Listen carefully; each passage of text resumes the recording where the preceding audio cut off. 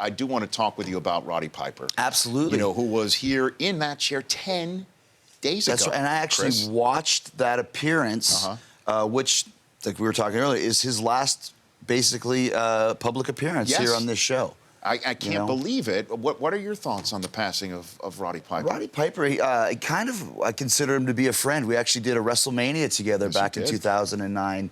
And, you know, what can you say about the guy that hasn't been said? One of the pioneers, amazing talker, but more importantly, a very, very sweet guy, good heart, family man, and always someone that I was happy to see and to be around. So it's kind of a real shock. I don't know if I've really even processed it yet, you know? Yeah, 61 years of age, and you had that 3-on-1 match at WrestleMania where you wrestled against Piper, Jimmy Snuka, and Ricky Steamboat. Yeah, with Flair on the floor, as you can see there. And it was a really cool... Actually, I think one of his last great promos was building up this match that we did. I watched it on YouTube the other day.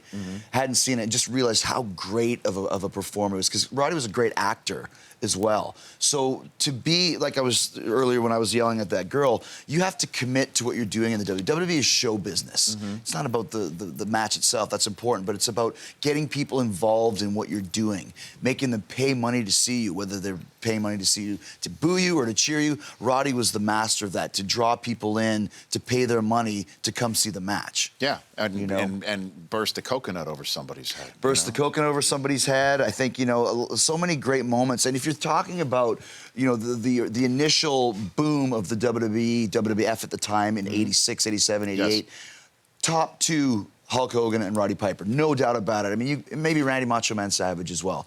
But Piper was so integral to the building and the success of the WWF, because WrestleMania 1 was a make-or-break proposition for the WWE.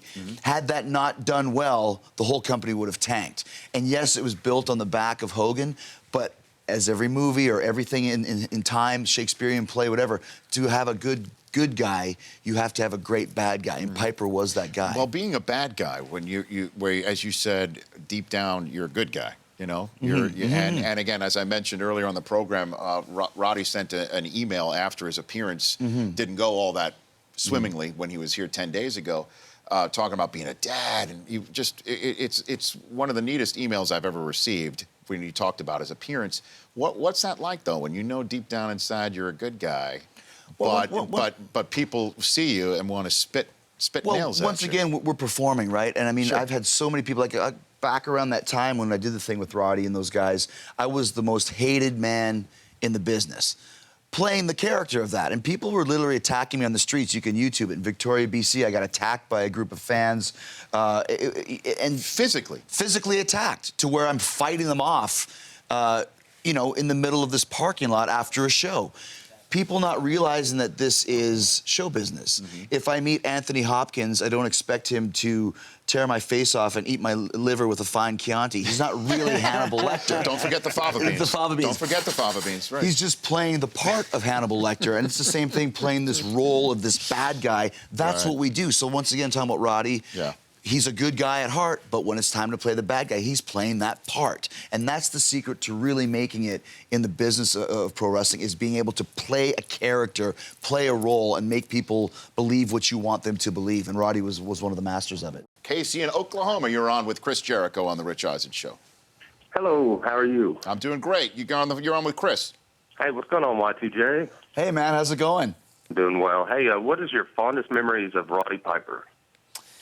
It's funny. My fondest memory, like I mentioned earlier, that promo that we had building WrestleMania. But last night, I mentioned the show in Fresno, and I happened to be on in the last match.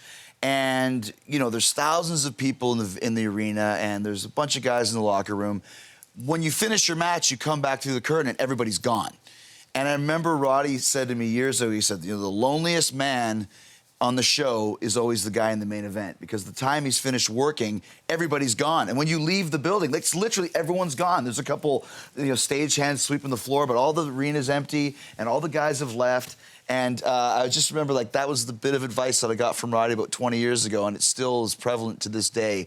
You know, and that's a memory that I'll always smile about. The Rich Eisen Show, weekdays at noon Eastern.